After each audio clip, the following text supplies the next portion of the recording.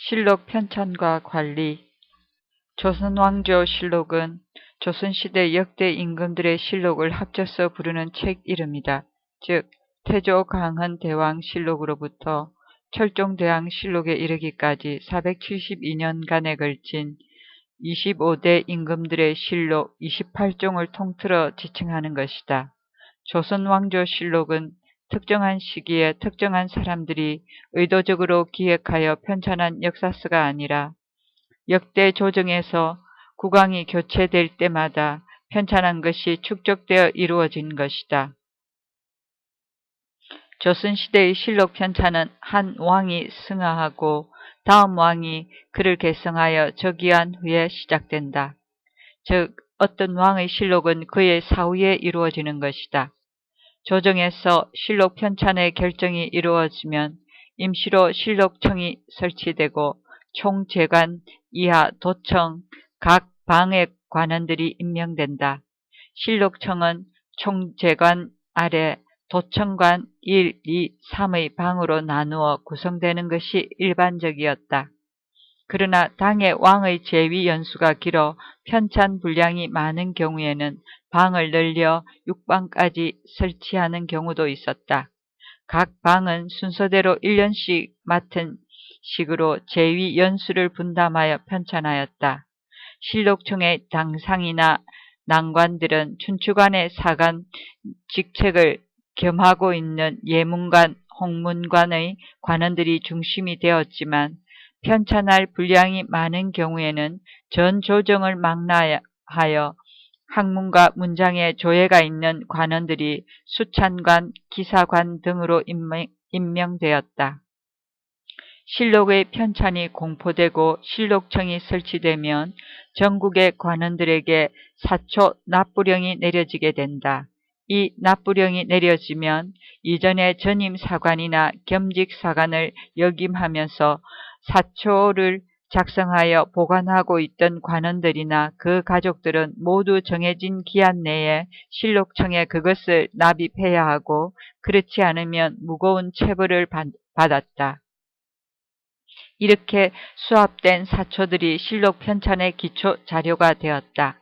실록의 편찬은 대대로 3단계를 거치면서 이루어진다. 첫째 단계는 1, 2, 3의 각 방에서 춘추관의 시정기 등 각종 자료들 중에서 중요한 사실을 초출하여 초초를 작성하는 것이다. 둘째 단계는 도청에서 초초 가운데 빠진 사실을 추가하고 불필요한 내용을 삭제하는 동시에 잘못된 부분을 수정하여 중초를 작성하는 것이며, 셋째 단계는 총재관과 도청 당상이 중초의 잘못을 재수정하는 동시에 체제와 문장을 정비하여 정초를 작성하는 것이다. 이 정초는 바로 인쇄의 대본이 된다. 실록 편찬에 이용되는 자료는 정부 각 기관에서 보고한 문서 등을 연, 월, 일 순으로 정리하여 작성해둔 춘추관 시정기와 전왕 죄의시의 사관들이 각자 작성하여 개별적으로 소장하고 있던 사초를 비롯하여 승정원 일기, 의정부 등록 등 정부 주요 기관의 기록들이 동원되었고, 후세에는 조보, 비변사 등록, 일성록 등 또한 중요 자료로 추가되었다. 또 개인들의 일기나 문집 사료들이 수용되는 경우도 있었다. 실록 편찬 자료 중에서 가장 중요한 것은 사관들의 사초였다. 사관은 전임 사관으로 일컬어지는 예문관의 본교 정7품 2인, 대교 정8품 2인, 검열 정9품 4인이 중심이 되었지만 홍문관과 승정원, 규장각의 전 관원 및 6조의 각 부서에서 지명되는 1명, 8도의 도사 등 많은 문관들이 겸직하고 있었다. 그들이 어전에 입시하여 기록한 것이니 각 분야에서 수집한 자료들이 사초가 되는 것이다. 그들의 사초는 임금의 은행을 비롯하여 조정에서의 국사 논의와 집행, 정사의 득실, 풍속의 미악, 향토의 사정 등을 보고 들은 대로 직필하여 기록한 것이다. 이 기록들 중에서 일상적인 정무와 관계되는 것은 시정기로 작성되어 춘추관으로 보내지만 관원들의 시비, 포평 등 기밀이나 보안을 요하는 자료들은 사관들이 개별적으로 보관하였다. 사초는 그 내용이 보안을 요하기도 하지만 그것을 기록한 사관들의 신분 보장을 위하여 국왕을 포함 그 어느 누구도 열람하지 못하게 하였다. 그리고 사초를 기록하고 보관한 사관 자신들도 그 내용을 누설할 경우 중죄에 처하도록 하였다. 그러나 때때로 사초의 내용이 누설되어 참혹한 필화를 초래하는 일도 없지 않았다. 실록의 편찬 과정에서도 사초의 관리는 매우 엄격하게 유지되었고 편찬 당사자들도 사초나 실록의 내용에 대한 기밀 유지와 공정하고 정직한 직필의 의무가 강조되었다. 그러나 실제로는 사관들이 화를 입을까 두려워하여 직필을 기피하거나 또는 엄격한 금지에도 불구하고 사초의 내용을 부분적으로 삭제, 개서하는 일이 없지 않았다. 그것은 조선 초기부터 사초의 내용에 책임을 지게 하기 위하여 그것을 작성한 사관의 성명을 기입하도록 했기 때문이었다. 인종 때에는 한때 사초의 성명을 기입하지 말도록 했으나 명종 때에 그 폐단이 재론된 후 성명 기입이 규칙화되었다. 실록이 완성되면 편찬에 사용하였던 기본 자료들인 춘추관 시정기와 사관의 사초 및 실록의 초초와 중초 등은 기밀 누설을 방지하기 위하여 세초되었다. 세초는 조선 초기에 종이를 재생하기 위하여 사초들의 자료를 초지서가 있던 자하문, 막 차일암 시냇물에 담구어 씻어내고 재활용한 데서 유래하였다. 그러나 조선 후기부터 종이의 공급이 원활해지면서 세초는 대부분 소각 처리하는 것으로 바뀌었다. 그리고 완성된 실록은 특별히 건축관리되는 사고에 비장하였다.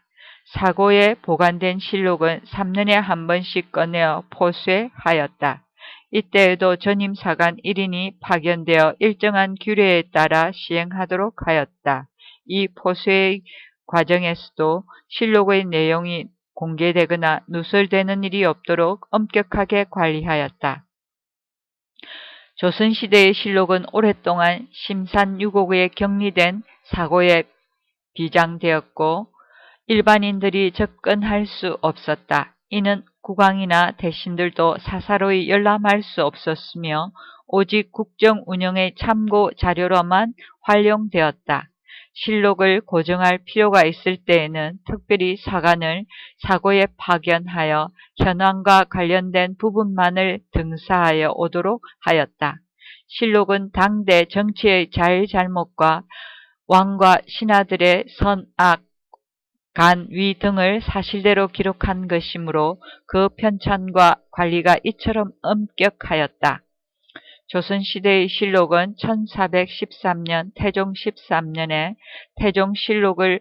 태조실록을 편찬한 것이 처음이며 이어 1426년 세종 8년에 정종실록, 1431년에 태종실록을 편찬하였다. 그리고 태종실록 편찬 직후 조정에서는 그 보관의 중요성을 느껴 이 3종의 실록을 고려시대의 실록이 보관되어 있던 충주사고에 봉안하였다. 그러나 충주사고는 민가가 밀집한 시내에 위치하여 화재의 염려가 있었으므로 1439년 6월 사헌부의 건의에 따라 전주와 성주에 사고를 새로 설치하였다. 그리고 1445년 11월까지 세 부를 더 등사하여 모두 4부를 만들어 춘추관, 충주, 전주, 성주의 4대 사고에 각기 한 부씩 봉안하였다.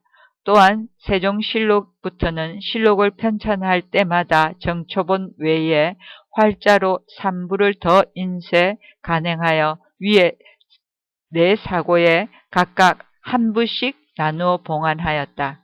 따라서 지금 서울대학교 도서관에 소장되어 있는 정족산본의 태조실록, 정종실록, 태종실록은 세종 때 등사하여 전주 사고에 봉안했던 것으로 인쇄본이 아닌 필사본으로 전해진 것이다. 1592년 선조 25년에 임진왜란이 일어나 춘추관과 충주, 성주 사고의 실록은 모두 병화에 소실되었다. 다행히 전주 사고의 실록만은 전주의 선비인 안이와 손홍록이 1592년 6월에 일본군이 금산에 침입했다는 소식을 듣고 사제를 틀어서 태조실록부터 명종실록까지 13대의 실록 804권과 기타 소장 도서들을 모두 정읍의 내장산으로 옮겨 놓았다. 그리고 이듬해 7월에 정부에 넘겨줄 때까지 1년여 동안 번갈아 가며 지켜 후세에 전해지게 된 것이다. 1593년 7월에 내장산에서 실록을 넘겨받은 정부는 이를 해주와 강화도를 거쳐 묘양산으로 옮겨 보관하였다.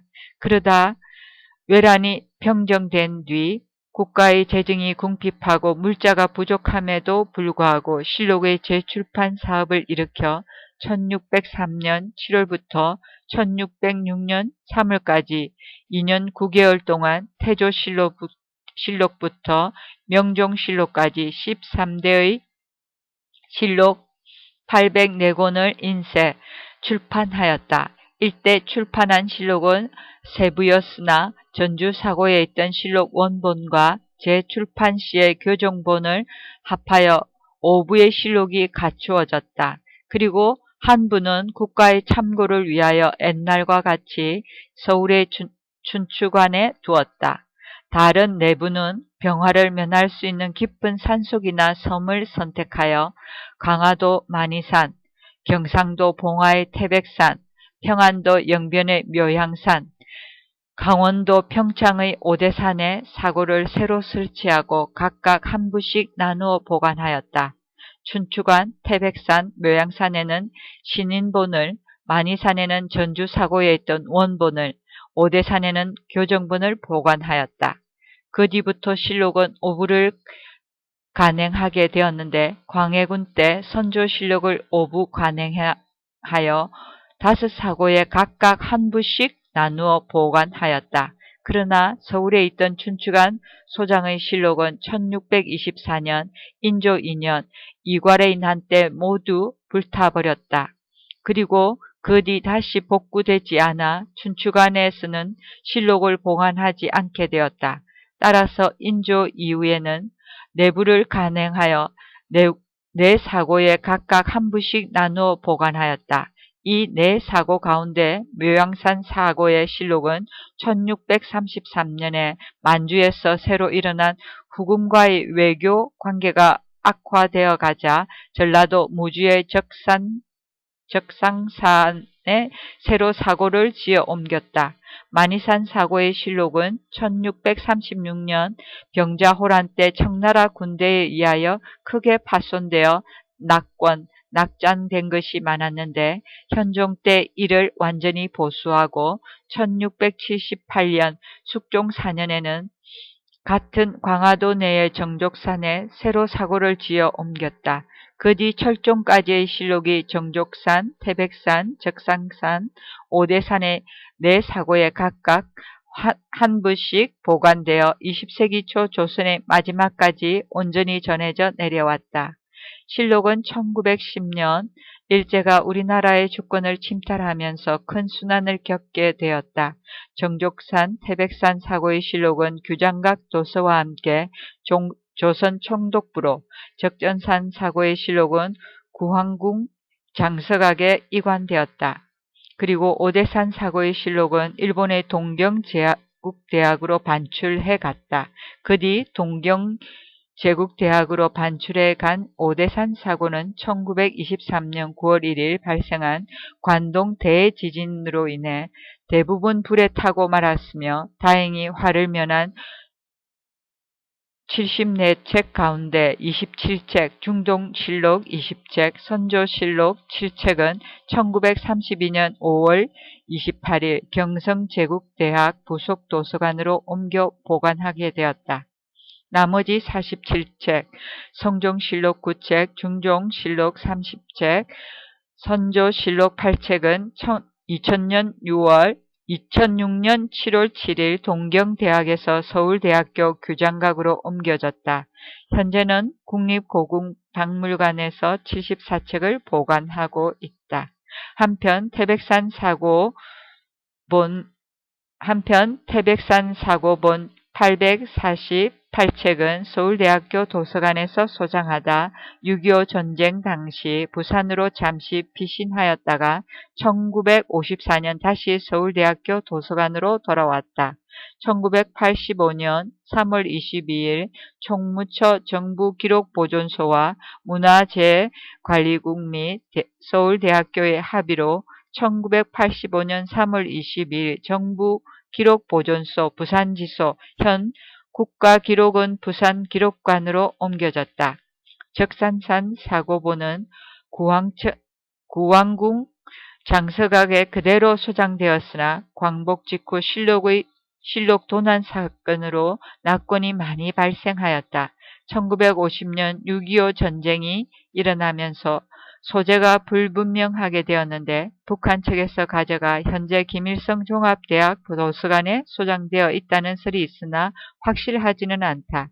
실록은 권질의 방대함과 아울러 조선시대의 정치, 외교, 군사, 제도, 법률, 정계, 산업, 교통, 통신, 사회, 풍속, 천문, 지리, 음양, 과학, 의학, 문학, 음악, 미술, 공예, 학문, 사상, 윤리, 도덕, 종교 등 각 방면의 역사적 사실을 망라하고 있어서 세계에서 유래를 찾아보기 어려운 귀중한 역사 기록물이다.